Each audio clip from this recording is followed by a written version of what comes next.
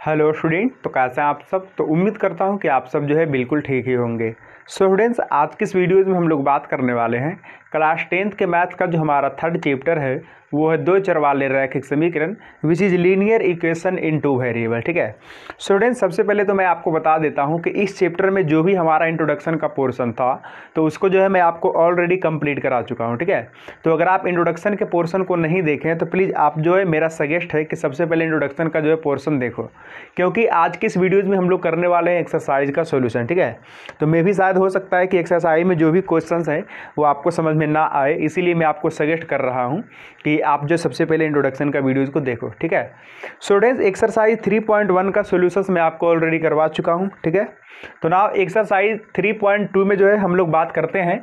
तो basically exercise 3.2 में भी जो हमारा क्वेश्चन नंबर 1 है ना, इसमें दो क्वेश्चन है। ठीक है, तो फर्स्ट का जो है सॉल्यूशंस मैं आपको करवा चुका हूं। नाउ इसमें जो है हम लोग देखते हैं सेकंड का सॉल्यूशन। ठीक है, एक्सरसाइज 3.2 के अंदर जो क्वेश्चन नंबर फर्स्ट है, इसके अंदर दो क्वेश्चन है, तो पहला का मैं आपको करा चुका हूं। नाउ करते हैं क्वेश्चन नंबर सेकंड का सॉल्यूशन। ठीक है, चलो तो क्वेश्चन क्या ही है, कह रहा है 5 पेंसिल तथा 7 कलमों का कुल मूल्य जो है 50 रुपया, यानी कि 5 पेंसिल है और 7 कलम है और इसका कुल मूल्य कितना है तो 50 रुपया। चलो ठीक है जी, जबकि 7 पेंसिल तथा 5 कलमों का कुल मूल्य 46 रुपया है।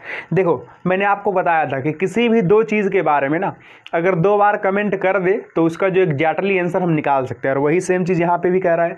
यहाँ पे दो ही चीज़ें, एक पेंसिल है और एक कलम है, तो इसके बारे में जो दो बार कमेंट कर रहा है कि इतना एंड देन इतना सेलेक्ट करते हैं तो इसका जो इतना मूल्य होता है, एंड देन दूसरी बार फिर से कह रहा है कि इतना और इतना सेलेक्ट करते हैं तो इतना मूल्य होता है। ठीक है, तो बेसिकली यहाँ पे दो बार कमेंट कर रहा है ना, तो इसका जो एग्जैक्टली आंसर हम निकाल सकते हैं। ठीक है, कैसे निकालना है वो बात की बात है।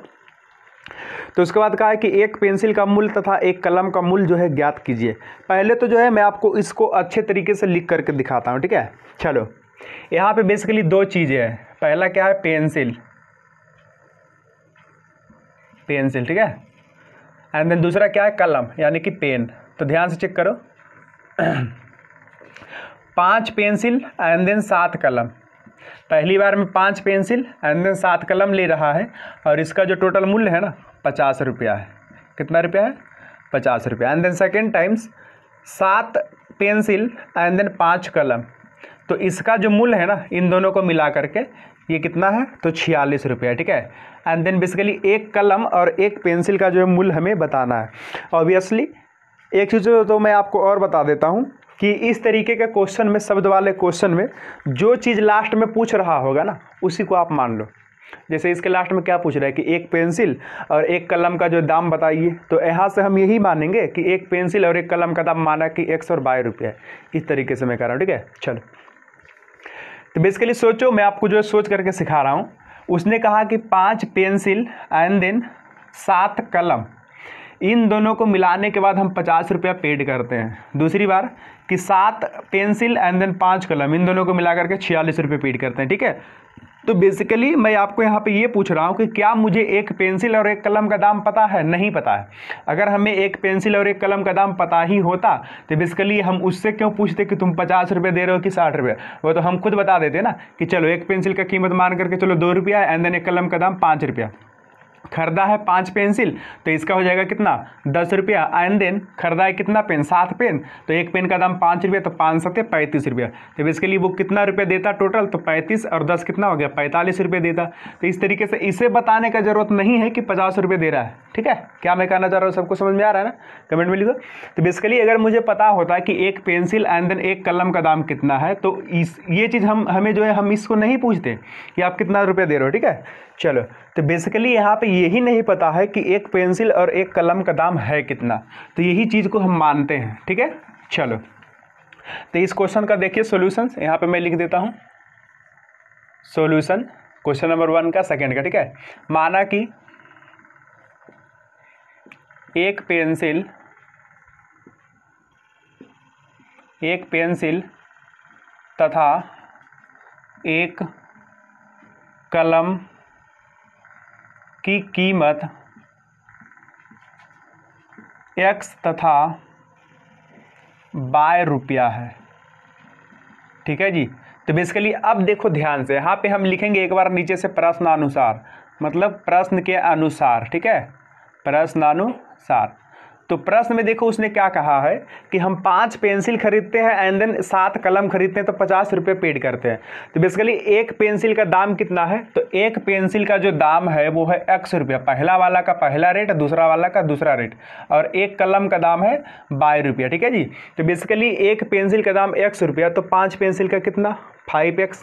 क्लियर है सबको। तो यहाँ पर मैं लिखता हूँ 5x एंड देन 7 कलम भी तो उसने खरीदा है ना, तो एक कलम का दाम 22 रुपया, तो 7 कलम का दाम 7/22। और इन दोनों को देखो ये है क्या, तो ये ओवरऑल आपका वो वाला रुपया है जितना जो है पेंसिल पे खर्च किया गया है। एक पेंसिल का दाम x रुपया, तो 5 का 5x, यानी कि जितना पेंसिल आपने खरीदा कितना 5 पेंसिल, तो 5 पेंसिल का दाम ये है 5x। इसी तरीके से 7 कलम का दाम है ये 7/22, तो दोनों का मिला करके 50 रुपये पेड करता है ना, तो प्लस एंड देन कितना 50। क्लियर हुआ सबको। ये हमारा समीकरण नंबर फर्स्ट, ठीक है जी। आगे बढ़ो। तो अब दूसरी बार में क्या करता है कि 7 पेंसिल खरीद लेता है, तो कोई नहीं, 7 पेंसिल का दाम 7x, क्योंकि एक का दाम x रुपया है ना। उसी तरीके से 5 कलम का दाम 5y एंड देन इसको जोड़ दो, तो उसके बाद कितना रुपया होना चाहिए 42 रुपया देता है। हो गया हमारा सेकेंड, सॉरी 42 नहीं 46 है, ठीक है। तो हो गया हमारा समीकरण number second. And then in दोनों को जो है आप ग्राफ विधि से सॉल्व करना, उसके बाद आपको आंसर पूछ रहा है, ठीक है। आपको जो ग्राफ विधि से इसका आंसर मांग रहा है कि एक पेंसिल और एक कलम का दाम कितना होगा। तो बेसिकली जब आप इसका ग्राफ खींचोगे ना, तो दोनों लाइनें जिस पॉइंट पे इंटरसेक्ट करेगी, तो वहाँ पे x बराबर जो भी होगा एंड देन y बराबर जो भी होगा, तो x बराबर जो भी कोऑर्डिनेट होगा वो क्या होगा, तो एक पेंसिल का दाम होगा एंड देन y बराबर जो भी कोऑर्डिनेट होगा वो होगा हमारा एक कलम का दाम। क्लियर है सबको। तो इस तरीके से क्या आप इन दोनों समीकरण का ग्राफ बना सकते हो कि नहीं, कमेंट में लिखो फास्ट। बना सकते हो ना। चलो तो इसका जो है आप ग्राफ बना लेना एंड देन इसका जो है सॉल्यूशन आप पा लेना, ठीक है। नाउ आगे देखते हैं स्टूडेंट्स क्वेश्चन नंबर 2, ठीक है। तो क्वेश्चन नंबर 2 में क्या ही कह रहा है, तो पढ़ते हैं क्वेश्चन नंबर 2। अनुपातों a1 a2, b1 b2 और c1 c2 की तुलना करके ज्ञात कीजिए कि निम्न समीकरण युग्म द्वारा निरूपित रेखाएं एक बिंदु पर प्रतिच्छेद करती है या समांतर है अथवा समपाती है। देखो मैंने आपको कहा था इंट्रोडक्शन में ही कि अगर 2 चर वाला 2 ठो समीकरण है तो उसको जो है बिना ग्राफ बनाए हुए भी जो है हम बता सकते हैं कि वो समांतर होगा या फिर प्रतिच्छेदी होगा या फिर वो क्या होगा, तो समपाती होगा, ठीक है। तो इस तरीके से हम बता सकते हैं बिना ग्राफ बनाए हुए भी। तो बेसिकली यही पूछ रहा है क्वेश्चन नंबर 2 में, ठीक है। तो चलो करते हैं क्वेश्चन नंबर 2 का पहला का सॉल्यूशन। तो 2 का पहला में जो लिखा हुआ है वो क्या है, 5x - 4y एंड देन +8 बराबर 0, 7x + 6y एंड देन -9 बराबर 0। ये हमारा 2 का पहला है, ठीक है। इसी को मैं बताऊंगा और 2 में और भी जितने क्वेश्चन है उसको तो आप खुद से बना ही सकते हो, ठीक है। चलो तो ध्यान से सुनो। उसने कहा है कि ये लाइन समांतर होगी या फिर प्रतिच्छेदी होगी या फिर समपाती होगी, ये चीज़ आपको बताना है। तो बेसिकली आपको जो है कंडीशन तो याद ही होना चाहिए, ठीक है, कि क्या कंडीशन होता है समांतर का प्रतिच्छेदी का, ठीक है। तो सबसे पहले इसको जज करने के लिए हम क्या ही करते हैं कि समीकरण में जो है a1 b1 c1 a2 b2 c2 जो है हम नोट कर लेते हैं, ठीक है। तो चलो मुझे बताओ कमेंट में कि फर्स्ट समीकरण से a1 बराबर कितना है, जल्दी से बोलो। a1 बराबर x के बगल वाला, ठीक है, यानी कि 5, b1 बराबर कितना y के बगल वाला यानी कि -4 एंड देन c1 बराबर कितना, तो 8, a2 बराबर कितना x के बगल वाला 7 एंड देन b2 बराबर कितना 6 एंड देन c2 बराबर कितना, तो -9। क्लियर है सबको। चलो नाउ अब यहाँ से हम 3 चीज़ कैलकुलेट करते हैं, क्या, तो a1 बटे a2 कितना होगा, विच इज़ 5 बटे 7, ठीक है जी, एंड देन b1 बटे b2 तो कितना होगा, b1 बटे b2 यानी कि -4 बटे 6, -4 बटे 6 विच इज़ -2/3 एंड देन तीसरी चीज़ हम कैलकुलेट करेंगे c1 बटे c2, तो c1 के जगह पे कितना है 8 एंड देन डिवाइडेड बाई -9, ठीक है। तो ये हमारा c1 बटे c2 है। नाउ यहाँ से हम देखते हैं पहली बात कि क्या a1 बटे a2 बराबर है b1 बटे b2। तो देखो a1 बटे a2 और जो है b1 बटे b2 यानी कि यहाँ पे आ जाओ, ये जो है दोनों बराबर नहीं है, ठीक है जी। तो देखो चूँकि a1 बटे a2 बराबर नहीं है B1/B2, ठीक है। तो ये वाला जो किसका कंडीशन है, ये वाला हमारा कंडीशन है अद्वितीय हल का, ठीक है। तो यहाँ पे मैं लिख देता हूँ, इसीलिए समीकरण के अद्वितीय हल होंगे। तो बेसिकली अद्वितीय हल कब होते हैं, जब लाइंस प्रतिच्छेदी होती है, यानी कि इंटरसेक्ट करती है, ठीक है। तो बेसिकली इसका जो लाइन होगा ना वो इस तरीके से होगा, तभी तो अद्वितीय हल मिलेगा। अद्वितीय कहने का मतलब है एक और केवल एक हल, मतलब इसमें जो है एक्स और वाई का सिर्फ एक एक वैल्यू मिलेगा, ठीक है। तो बेसिकली इसका जो लाइन होगा कैसा होगा, तो प्रतिच्छेदी होगा, ध्यान रखना, ठीक है। तो क्वेश्चन नंबर 2 का जो पहला है हमारा, ये दोनों लाइंस किस तरीके से होंगी, तो प्रतिच्छेदी होगी। कैसी होगी, प्रतिच्छेदी, ठीक है। और इसी तरीके से क्या अब आप आगे का क्वेश्चन बना सकते हो कि नहीं, और कंडीशन आपको याद रखना चाहिए, ठीक है। तो मैं एक बार लिख भी देता हूँ कि देखो A1/A2 बराबर नहीं है B1/B2, ठीक है। तो इस केसेज में अद्वितीय हल होते हैं, अद्वितीय हल, एंड देन इसमें लाइन कैसी होती है, तो प्रतिच्छेदी। दूसरा कंडीशन देखो कि A1/A2 बराबर B1/B2 एंड देन बराबर C1/C2।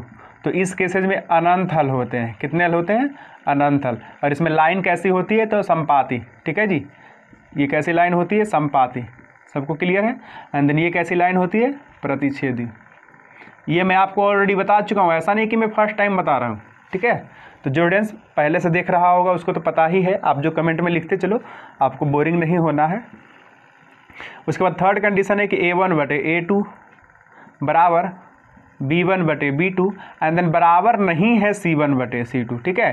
तो इस केसेस में क्या होता है, कोई हल नहीं, कोई हल नहीं। तो कोई हल नहीं में जो है लाइन कैसे होती है, समांतर, यानी कि पैरेलल, ठीक है। चलो, तो क्लियर है यहाँ तक सबको। तो क्या इन कंडीशन को लगा करके जो न्यू स्टूडेंट्स है, क्या वो जो भी है जांच कर सकते हैं ना क्वेश्चन नंबर और में, सॉरी क्वेश्चन नंबर 2 में और भी जो क्वेश्चन है उसको जांच कर सकते हैं ना, कि इसका जो है अनंत हल होगा या फिर जो है कोई हल नहीं होगा, इस तरीके से आप जांच कर सकते हो ना। चलो, क्लियर है सबको, ना आगे बढ़ते हैं। हाँ, क्वेश्चन नंबर 3 में देखो, तो कह रहा है अनुपातों A1/A2 B1/B2 C1/C2 की तुलना करके ज्ञात कीजिए कि निम्न रैखिक समीकरणों के युग्म के संगत है या असंगत। तो मैंने आपको इंट्रोडक्शन में बताया था कि देखो इन दोनों को मिला करके हम लोग बोलते हैं संगत, इन दोनों को मिला करके हम क्या ही बोलते हैं, संगत। क्योंकि संगत कहने का मतलब है कि जैसे मैंने आपको बताया था ना कि गाँव घर में देखो क्या ही होता है कि जैसे कि कोई दोस्त वगैरह होता है, तो घर में कभी भी उसके मम्मी पापा पूछते हैं कि क्या तुम उसके संगत में था कि नहीं, मतलब बेसिकली तुम उसके कांटेक्ट में है कि नहीं। अगर कोई दूसरा लड़का लड़ाई झगड़ा करता है तो उसके मम्मी पापा इस तरीके से पूछते हैं कि वो तो लड़ाई झगड़ा करता है, तो चलो तुम बताओ कि तुम उसके संगत में है कि नहीं। तो संगत में कहने का मतलब बेसिकली कांटेक्ट में होना, ठीक है। सो यहाँ पे भी वही बात है कि जैसे ये लाइन है, ठीक है, मतलब 2 लाइन होती है यहाँ पे, तो 2 लाइन में क्या है कि बेसिकली अगर कांटेक्ट में रहेगा तो उसको बोलते हैं संगत। तो देखो यहाँ पे जो एक पॉइंट पे कांटेक्ट कर रहा है इसीलिए इसको हम संगत बोलते हैं। यहाँ पे तो पूरे का पूरे लाइन जो कांटेक्ट में रहता है, क्योंकि दोनों लाइन एक दूसरे पर ही रहता है, ठीक है। इसीलिए इन दोनों को हम लोग बोलते हैं संगत, एंड देन इसको बोलते हैं असंगत, क्योंकि इसमें जो लाइन होता है ना वो इस तरीके से होता है, पैरेलल, ठीक है। चलो, सो यहाँ तक क्लियर है। तो बेसिकली क्वेश्चन नंबर 3 में यही जांच करना है कि कौन सा समीकरण का जो है संगत हल है और कौन सा असंगत। तो ध्यान से सुनो, ये हो गया असंगत वाला केसेज, एंड देन ये हो गया संगत वाला। तो ये दोनों में से कोई भी आएगा तो बोलेंगे संगत हल है, एंड देन अगर ये सिंगलटन आएगा तो क्या बोलेंगे कि असंगत हल है। क्लियर है। चलो एक क्वेश्चन मैं आपको करके दिखा देता हूँ। क्वेश्चन नंबर 3 का पहला ही करेंगे, ठीक है।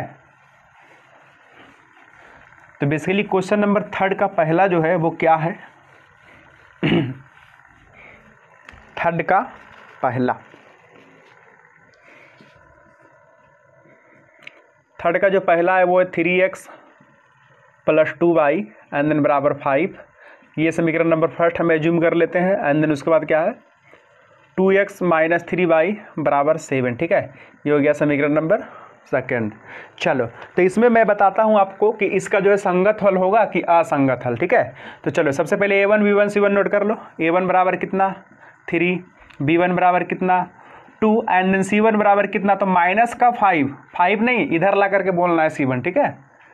A2 बराबर कितना 2, B2 बराबर कितना माइनस का 3 एंड देन C2 बराबर कितना माइनस का 7। क्लियर है सबको। नाउ यहाँ से हम कैलकुलेट करते हैं A1 बटे A2 कितना हो जाएगा 3/2 एंड देन B1 बटे B2 कितना हो जाएगा तो -2/3, चेक कर लो यहाँ पे माइनस है, एंड देन C1 बटे C2 तो C1 के जगह पे कितना -5 एंड देन -7 विच इज़ 5/7। ठीक है। नाउ अब ध्यान से चेक करो कि यहाँ से चेक करते हैं कि क्या A1 बटे A2 बराबर है B1 बटे B2। देखो चूँकि A1 बटे A2 बराबर नहीं है B1 बटे B2, चेक कर लो, क्योंकि A1 बटे A2 का वैल्यू कितना है 3/2 है, और क्या ये बराबर है -2/3 के, नहीं। तो बेसिकली ये किसका कंडीशन लग गया, अद्वितीय हल का। ठीक है, तो इसीलिए समीकरण के अद्वितीय हल होंगे। ठीक है जी, किसी को कोई दिक्कत नहीं है ना, अद्वितीय हल होंगे। तो बेसिकली ये वाला कंडीशन लगा। तो इस केसेस में लाइन कैसी होती है, प्रतिच्छेदी। तो बेसिकली देखो ना, एक लाइन दूसरा लाइन के कांटेक्ट में है। ठीक है, हल्का फल्का कुछ भी तो कांटेक्ट में है ना, इसीलिए इसको बोलते हैं संगत हल। ठीक है, तो ये हमारा इन दोनों का लाइन कैसा होगा, मतलब इसका जो है कैसा सोल्यूशन होगा, तो संगत हल होंगे। ठीक है सबको। चलो, तो क्या इसी तरीके से क्वेश्चन नंबर 3 में और भी जो क्वेश्चन है तो उसको आप सॉल्व कर सकते हो ना, श्योर। ठीक है, कर लेना। नाउ आगे बढ़ते हैं क्वेश्चन नंबर 4 पे। ठीक है, चलो तो इसको तो मैं हटाता हूँ। अब देखते हैं क्वेश्चन नंबर 4। तो क्वेश्चन नंबर 4 में क्या ही कह रहा है कि निम्न रैखिक समीकरण के युग्मों में से कौन सा युग्म संगत और कौन सा असंगत है। यदि संगत है तो ग्राफीय विधि से हल ज्ञात कीजिए।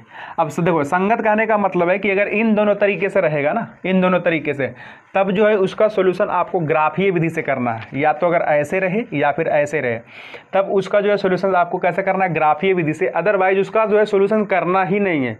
असंगत रहा तो आप ऐसे ही छोड़ दो, बस खाली लिख दो कि चूंकि ये जो समीकरण है इसके असंगत हल होंगे, और बस छोड़ दो।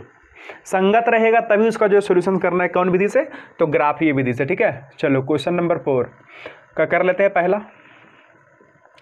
पहला समीकरण है x + y = 5 एंड देन दूसरा समीकरण है 2x + 2y = 10।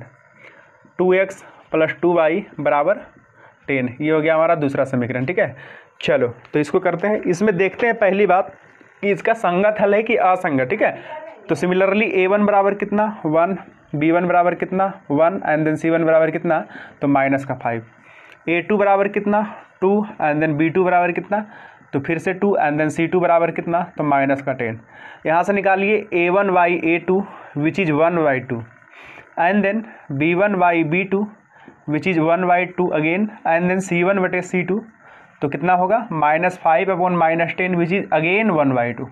ठीक है जी। नाउ ध्यान से सुनो, यहाँ पे हम क्या ही देख रहे हैं कि A1/A2 and then B1/B2 and then C1/C2 तीनों को तीनों देखो इक्वल ही है। देखो ना 1/2 1/2 एंड देन 1/2। यहाँ से मैं लिख सकता हूँ कि चूंकि A1/A2 बराबर B1/B2 एंड देन बराबर C1/C2, इसीलिए समीकरण के कौन सा हल होंगे, तो संगत ही होगा। क्योंकि देखो ना ये वाला केस है। ठीक है, तो यहाँ पे मैं लिख देता हूँ समीकरण के संगत हल है। ठीक है, तो बेसिकली उसने कहा है कि जब इसका संगत हल होगा ना तो उसका जो ग्राफ बनाना है। तो क्या अब इस समीकरण का जो है आप ग्राफ बना करके क्या आप इसका आंसर निकाल सकते हो, बोलो कमेंट में। ग्राफ बनाने के लिए मैंने आपको सिखाया ना, 2 बार सिखाया। ठीक है, तो आप जो कमेंट में करो कि इसका जो है ग्राफ विधि से आप आंसर निकाल सकते हो ना, कमेंट करो।